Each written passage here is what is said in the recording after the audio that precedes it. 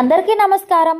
చలికాలంలో ఆరోగ్య సమస్యలు ఎందుకు వస్తాయి, రాకుండా ఏం చెయ్యాలి, వచ్చిన తర్వాత ఎలా చూసుకోవాలి అన్న టాపిక్ మీద ఈ రోజు అయితే నేను వీడియో చేస్తున్నాను. సో అందరికీ ఈ వీడియో అయితే చాలా యూస్ఫుల్ అవుతుంది. సో ఎక్కడ స్కిప్ చేయకుండా లాస్ట్ వరకు చూడండి.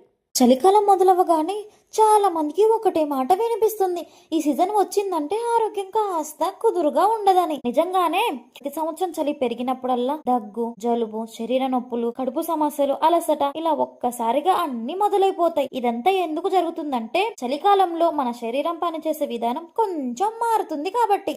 చలిగా ఉన్నప్పుడు మన శరీరం బయట చలిని తట్టుకోవడానికి లోపల చాలా కష్టం పడుతుంది. శరీరం వేడి నిలుపుకోవడానికి రక్త ప్రసరణ చాలా మారుతుంది, జీర్ణక్రియ కూడా మందగిస్తుంది, ఇమ్యూనిటీ కూడా తగ్గిపోతుంది. అది మనకు తెలియకుండానే జరిగిపోతుంది. అందుకే మనకు దగ్గు, జలుబు, వైరల్ ఫీవర్ లాంటి సమస్యలు చలికాలంలో ఎక్కువగా కనిపిస్తాయి. ఇంకో పెద్ద కారణం ఏంటంటే మన అలవాట్లు. చలికాలం నీళ్లు తాగాలని అస్సలు అనిపించదు. దాహం లేకపోయినా శరీరానికి ఖచ్చితంగా నీరు అవసరం. నీళ్లు తగ్గడంతో కడుపు సమస్యలు మొదలవుతాయి. గ్యాస్, మలబద్ధకం, మంట, అజీర్ణం ఇవి చిన్నగా అనిపించినా రోజు రోజుకి ఇవే పెద్ద ఆరోగ్య సమస్యలకి దెబ్బతీస్తాయి. చలికాలంలో మనం బయట తిరగడానికి అస్సలు ఇష్టపడం. సూర్యరశ్మి తక్కువగా పడుతుంది, దాంతో డి విటమిన్ లోపం వస్తుంది. ఈ లోపం వల్ల ఎముకల నొప్పులు, కీళ్ల నొప్పులు, అలసట, నీరసం ఎక్కువగా అవుతాయి. చాలా మందికి ఏం పని చెయ్యకపోయినా అలసటగా ఉంది అనిపిస్తుంది. ఇవన్నీ రాకుండా ఉండాలంటే పెద్ద పెద్ద మార్పులు అవసరం లేదు, చిన్న జాగ్రత్తలు పాటించినా చాలు. చలికాలంలో నీరు తాగడం అస్సలు తగ్గించకూడదు. దాహం లేకపోయినా గోరువెచ్చని నీరు తాగితే శరీరం లోపల నుంచి సరిగ్గా పనిచేస్తుంది, జీర్ణక్రియ మెరుగుపడుతుంది, గ్యాస్ సమస్యలు కూడా తగ్గుతుంది. ఆహారం విషయంలో కూడా మార్పు అవసరం. చలిలో బాగా వేడి, మసాలా, ఫాస్ట్ ఫుడ్ ఎక్కువగా తింటాం. ఇవి జీర్ణక్రియని ఇంకా మందగిస్తాయి. ఇంట్లో వండిన వేడి భోజనం, సూప్స్, కూరగాయలు ఎక్కువగా తీసుకుంటే శరీరం బలంగా ఉంటుంది. ఇంకా ఏంటంటే చలికాలంలో కదలిక చాలా ముఖ్యం. బయటికి వెళ్ళకపోయినా ఇంట్లోనే కొంచెం నడవడం చాలా అవసరం. శరీరం కదిలితేనే రక్త ప్రసరణ మెరుగుపడుతుంది, ఇమ్యూనిటీ కూడా పెరుగుతుంది.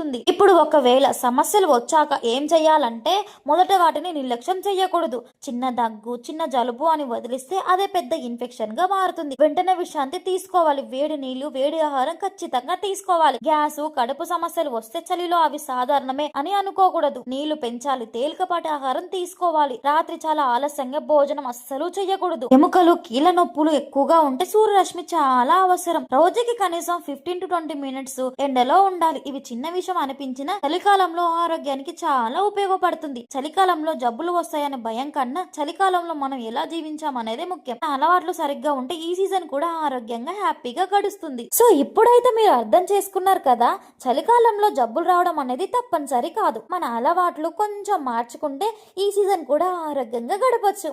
ఈ వీడియో మీకు ఉపయోగపడితే ఒక లైక్ చేయండి. ఇలాంటి సింపుల్ గా అర్థమయ్యే హెల్ప్ వీడియోస్ ఇంకా చూడాలంటే ఇప్పుడే నా ఛానల్ ని సబ్స్క్రైబ్ చేసుకోండి. ఇది మీ ఇంట్లో వాళ్ళకు ఉపయోగపడే సమాచారం అనిపిస్తే ఖచ్చితంగా వాళ్ళకు షేర్ చేయండి. ముఖ్యంగా మీకు ఇంకా ఏ హెల్ప్ టాపిక్ మీద అయిన వీడియో కావాలంటే ఖచ్చితంగా నాకు కామెంట్ చేయండి. మీ కామెంట్ చూసి మీరు అడిగిన విషయాలపైనే నేను ఖచ్చితంగా వీడియో చేస్తాను. ఈ వీడియో చూసినందుకు ధన్యవాదాలు. మళ్ళీ ఇంకో మంచి వీడియోతో మళ్ళీ కలుద్దాం.